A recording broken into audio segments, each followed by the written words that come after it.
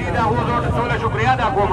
ټولو ته به تاسو ته یوه خبره دا وکړم، د دې ایم پي اې چې تاسو ورته وایئ دا ډېر قابل خو نه دی، خو بهر تاسو جوړ کړی دی.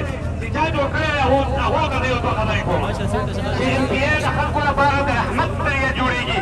دا زموږ دپاره د قوم دپاره د زحمت ذریعه جوړه شوه.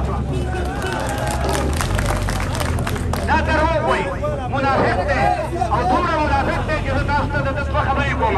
دا خبرې چې شروع شوي دي نو څلور میاشتې وشوې چې زموږ دا قوم یې په عذاب کې اچولی دی. ټول سیاستدانان لیډران د دې نه خبر دي. موږ د سیکرټري پورې زه تللی یم، سیکرټري وایي چې ټول کلی راضي دی او تاسو 3 کسنۍ راځي، نور ټول کلی راضي دی. دا رښتیا دي؟ دې عوامو ته زه د میډیا وروڼو ته وایم د دې شکریا ادا کوم. دا وګورئ چې دا 2-3 کورونه نارضا دي که نه، رب دې غر کوي. دا خو لس زره کورونه دي چې ته د دوی نه یو مرله ټکې حلې او په هغې کارخانه جوړې.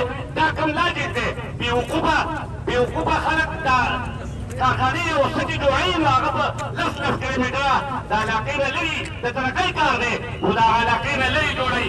او دویم دروغ د ده دا دي چې دا لکه دا لیکلي دي، ده دا ویلي دي چې دا بنجر ځمکه ده.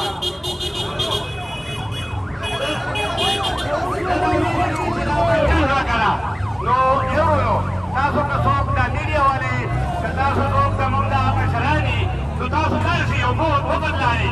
تاسو سروې وکړئ چې په دې وخت کې څومره ټماټر ولاړ دي، څومره مرچکي ولاړ دي، څومره باغونه دي، څومره الوچۍ دي، څومره نو دا ضرور نمبر 2 دي. د داسې منافق او بېکاره بېغیرته ایم پي اې باندې به مونږ دا زموږ د دې خلکو قابل نه دی، خو د بدقسمتۍ نه چې سلیکټډ شوی دی، سلیکټډ که ورته ووایو د عوامو د ووټ خو داسې سړی دی.